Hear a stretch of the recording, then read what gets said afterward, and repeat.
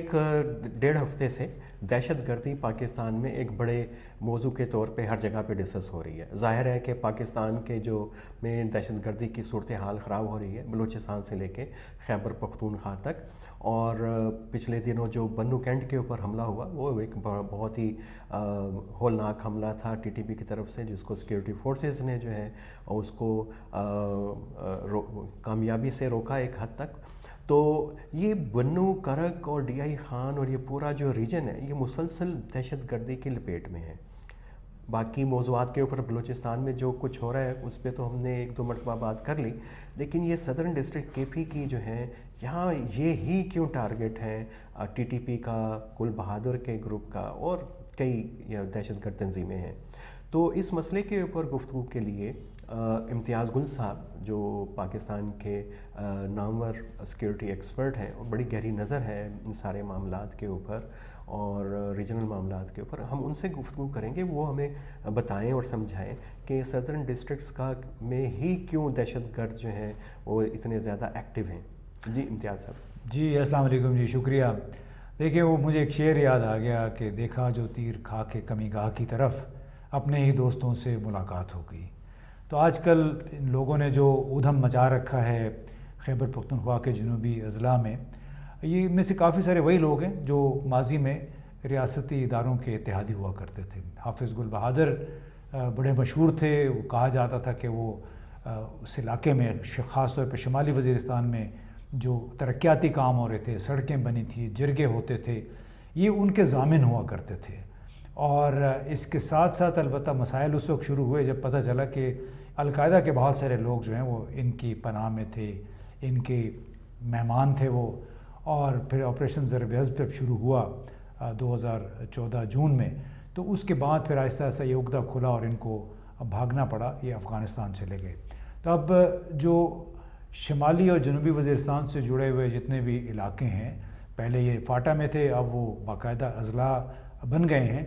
لیکن وہ چونکہ علاقے بہت زیادہ آباد بھی نہیں ہیں، پہاڑی بھی ہیں، اس میں بہت سارے ٹھکانے ہیں ان لوگوں کے.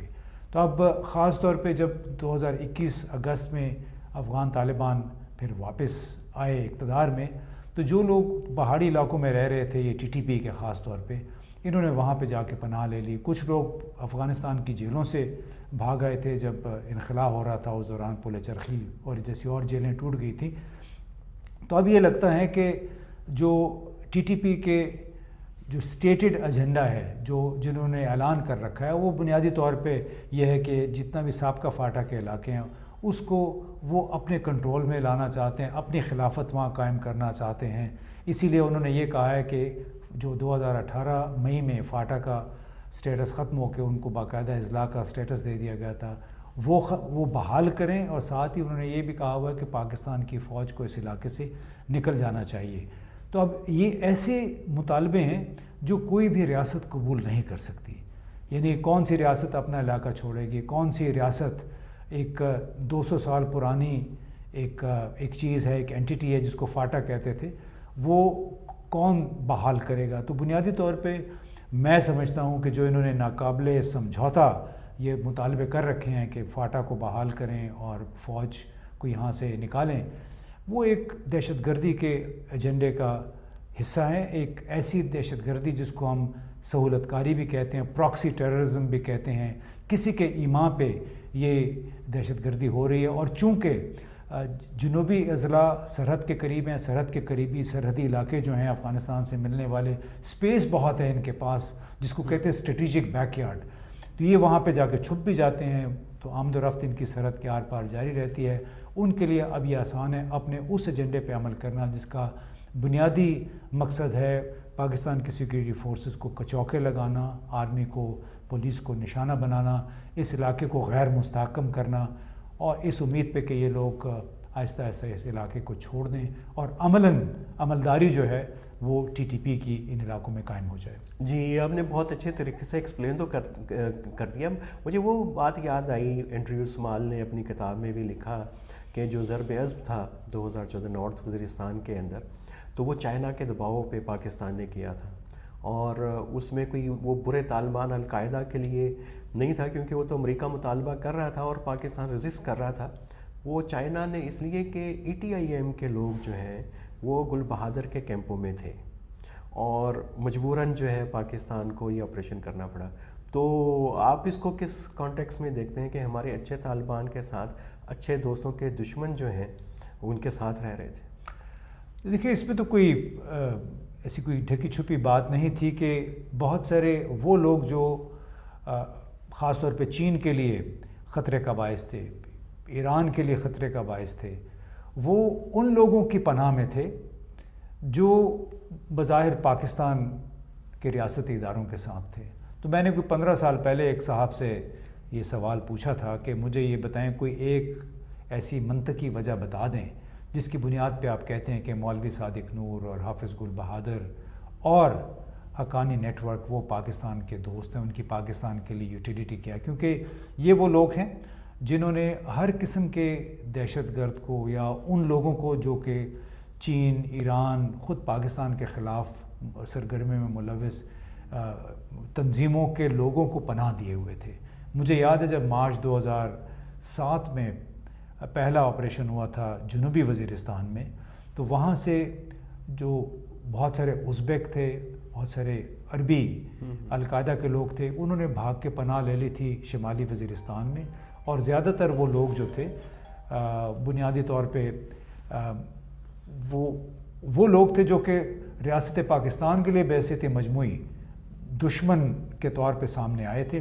لیکن حقانی نیٹ ورک اور حافظ گل بہادر اور مولوی صادق نور جو ہیں انہوں نے ان کو پناہ دے دی. تو اس وجہ سے انہوں نے احساس نہیں کیا کہ وہ لوگ جو کہ بحیثیت مجموعی ریاست پاکستان کے دشمن ہیں، آپ ان کو پناہ دینے والوں کے ساتھ آپ کیسے اچھے تعلقات اور پھر پاکستان کی سیکیورٹی کی توقع کیسے کر سکتے ہیں؟ ہاں بالکل، اس میں تو ان کی طرف سے موقف آتا تھا پمفلٹ کہ جی یہ تو ہمارے مہمان ہیں. یہ ان کے آرگومنٹ اپنی جگہ ٹرائبل کانٹیکس کے اندر مہمان نوازی کے. لیکن بڑی دلچسپ بات ہے ہسٹری کے حوالے سے. لیکن دوبارہ ہم آئیں گے کہ بنو اور DI خان شمالی ڈسٹرکٹس کے اندر پولیس کی بڑی شکایت ہے. آپ کو یاد ہوگا کہ پولیس نے دھرنا بھی دیا کہ دہشت گرد ان کو ٹارگٹ کر رہے ہیں اور سرحدوں سے یہ کیسے آ جاتے ہیں. تو پولیس کو ہی یہ کیوں ٹارگٹ کر رہے ہیں خاص طور کے اوپر، اور یہ پولیس کا اس کے مورل کے اوپر کیا کتنا اثر پڑا ہے ان ڈسٹرکٹس کے اندر؟ دیکھیے تو میرا خیال ہے کچھ مہینے سے بڑی شد و مت کے ساتھ، بلکہ سال تقریباً ہونے کو ہے کہ بنو، ڈیرہ اسماعیل خان، کرم، کوہاٹ، لکی مروت، یہ وہ علاقے ہیں جہاں پہ پولیس مسلسل نشانہ بنی ہوئی ہے. اور وہاں پہ TTP والوں نے باقاعدہ یہ اشتہاری مہم چلا رکھی تھی. پولیس والوں کو کہا ہوا تھا کہ آپ وردی اتار دیں ورنہ ہم آپ کو ٹارگٹ کریں گے. تو اس وقت جتنے بھی ٹارگٹ کلنگ بھی ہو رہی ہے وہ زیادہ تر پولیس والوں کی ہو رہی ہے. اور وہ اس وجہ سے میرا خیال ہے کر رہے ہیں کہ پولیس عام طور پہ پہلا کانٹیکٹ ہوتی ہے عوام کے لیے، یعنی عوام کو کوئی مشکل پیش آتی ہے تو وہ پہلے پولیس کی طرف جاتے ہیں. تو دہشت گردوں کا منصوبہ یہ لگتا ہے کہ وہ اپنے جو فرسٹ کانٹیکٹ ہے، پہلا رابطہ ہوتا ہے ریاستی ادارے کے ساتھ، پولیس ہے، اس کو وہ ڈیمورلائز کر رہے ہیں تاکہ ان کے لیے سپیس کھل جائے، کمیونٹی کے اندر ان کی جو انفلٹریشن ہے وہ بہتر ہو جائے اور اس کو کا فائدہ اٹھاتے ہوئے پھر جو باقی سیکیورٹی فورسز ہیں ان کے ساتھ نمٹنے میں ان کو آسانی ہو. ہاں یہ اس کا حکمت عملی ہے ان گروپوں کی پولیس کو ٹارگٹ کرنے کی. تو اس میں ایک اور چیز دوبارہ شروع ہوئی ہے امتیاز صاحب جو کئی سالوں کے بعد، وہ ہے اغوا برائے تاوان کی وارداتیں. سرکاری اہلکاروں کا اغوا، پولیس اہلکاروں کا اغوا، تاجروں کا اغوا، اور یہ بھی DI خان سے لے کے اوپر تک جو ہے وہ سلسلہ شروع ہو گیا. یہ کس چیز کا انڈیکیٹر ہے کہ یہ گل بہادر گروپ اور TTP دوبارہ اس طرح کی، یا ان کے وسائل کم ہو رہے ہیں یا طالبان کی سپورٹ کم ہو رہی ہے؟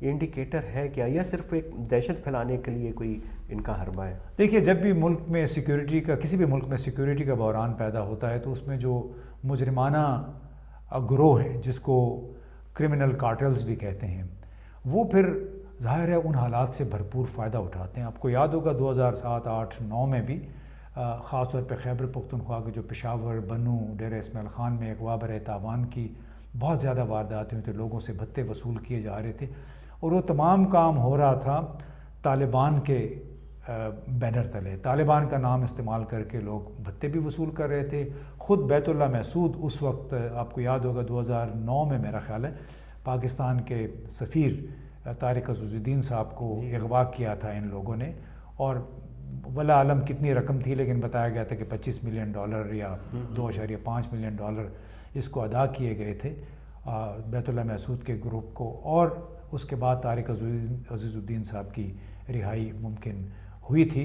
تو یہ بڑا ایک ان کے لیے آئیڈیل موقع ہوتا ہے ان گروہوں کے لیے کہ آپ اپنے وسائل بھی جنریٹ کریں اور ساتھ ساتھ دہشت بھی پھیلائیں۔ دیکھیے اس میں آخری میں آپ سے بات یہ سوال پوچھنا چاہوں گا کہ اس کی وجہ سے عوام اور حکومت اور اداروں کے درمیان بھی فاصلے بڑھتے جا رہے ہیں اور عدم اعتماد بڑھتا جا رہا ہے، اور ابھی بھی جب یہ بنو کے شہداء کی نماز جنازہ ہوئی ہے تو اس میں بہت زیادہ لوگ اس میں شریک ہوئے۔ یہ جب طالبان کو واپس لانے کی بات ہوئی تھی تو ہم نے یہ دیکھا تھا ریئیکشن سوات میں اور پورے کے پی کے اندر۔ اب ڈی آئی خان میں یہ بات شروع ہو گئی ہے اور ان اضلاع میں کہ ہمیں بھی خود ہی اپنی چیزوں کو درست کرنا پڑے گا، سڑکوں پہ نکلنا پڑے گا، تو تبھی یہ دہشت گردی رکے گی، تبھی ریاست جو ہے کوئی فیصلہ کن جو ہے فیصلہ لے گی۔ تو اس کو کس کانٹیکس میں دیکھتے ہیں؟ یہ تو عدم اعتماد کی نشانی ہے، اور آلریڈی اس کے لیے مثالیں بھی موجود ہیں کہ کس طریقے سے حکومت پہ دباؤ بڑھایا جائے تو وہ بات مانتی ہے۔ دیکھیے سلسلہ میرا خیال ہے جولائی 2024 میں شروع ہوا تھا، بنو کے حوالے سے ان کے جو بڑے لوگ تھے ان کا جرگہ ہوا تھا پشاور میں، گورنر بھی موجود تھے اس میں، اس وقت کے وزیر اعلیٰ بھی موجود تھے، اور یہ مطالبہ کیا گیا تھا کہ یا تو مکمل طور پہ جو سیکیورٹی ہے بنو میں، لکی مروت میں، وہ مکمل طور پہ پولیس کے حوالے کی جائے، یا پھر ہم وہاں سے چھوڑ دیتے ہیں، آ کے فوج سنبھال لے، کیونکہ انہوں نے کہا کہ آدھا تیتر آدھا پٹیر والی پالیسی جو ہے اس کے تحت ہم سیکیورٹی بحال نہیں کر سکتے ہیں، اور یہ ایک بڑی خطرناک صورتحال ابھی پیدا ہو گئی ہے۔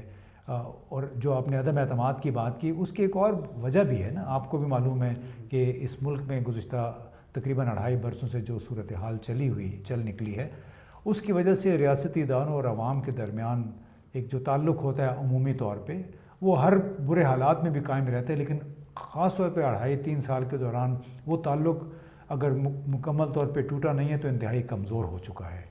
تو جب وہ تعلق ٹوٹ جاتا ہے عوام اور ریاستی اداروں کے درمیان، تو پھر ریاستی اداروں پہ نہ تو اعتماد کرے گا کوئی، نہ ہی وہ عوام کو دہشت گردی سے بچا سکتے ہیں۔ اس میں جو کمیونٹی جو ہے وہ پھر آپ کو آپ کے جیسے کہتے ہیں نا جاسوس کے طور پہ وہ کمیونٹی آپ کا کام نہیں کر سکتی۔ یعنی پہلے اکثر یہ ہوتا ہے کہ کمیونٹی کے اندر سے چونکہ لوگوں کو ریاستی اداروں پہ اعتماد ہوتا ہے، انہیں جب آس پاس کوئی گڑبڑ نظر آتی ہے، غلط لوگ نظر آتے ہیں، تو ان میں سے کئی لوگ ہیں وہ خود پولیس کو، انٹیلیجنس اداروں کو بتا دیتے ہیں کہ یہ ہمیں شک ہے اس بندے پہ یا اس گروہ پہ، آ کے کچھ کریں۔ ابھی وہ سلسلہ میں سمجھتا ہوں کہ 80-90% ختم ہو چکا ہے۔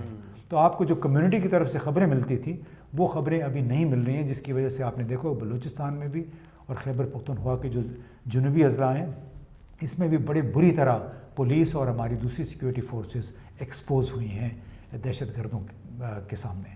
بہت بہت شکریہ امتیاز صاحب، ہمیں ساری صورتحال کو سمجھانے میں مدد کرنے کے لیے۔ اور جو کلیدی نقطہ مجھے تو لگتا ہے وہ یہی ہے کہ دہشت گردی کا ایک بڑا جو نقصان یہ بھی ہے کہ یہ عوام اور حکومت کے درمیان فاصلے بھی بڑھا دیتی ہے، اور ظاہر ہے کہ اس کے لیے حکومت کو ہی کچھ کرنا پڑتا ہے اور اداروں کو ہی کچھ کرنا پڑتا ہے، انسٹیٹیوشنز کو، کہ کس طریقے سے جو ہے دہشت گردی کے خلاف مؤثر حکمت عملی بنائیں تاکہ وہ عوام کا اعتماد جو ہے وہ نہ کھو پائیں۔ تو آج کے لیے اتنا ہی، بات چیت جاری رکھیں گے ہم آئندہ بھی۔